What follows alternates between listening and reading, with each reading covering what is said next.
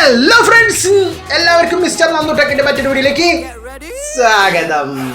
I'm a king, but I bop, I'm a saint. They call me a bad man, that's a fucking good thing. Mama said swing back. So guys, ഇന്ന് ഞാൻ പറയാൻ വന്നിരിക്കുന്നത്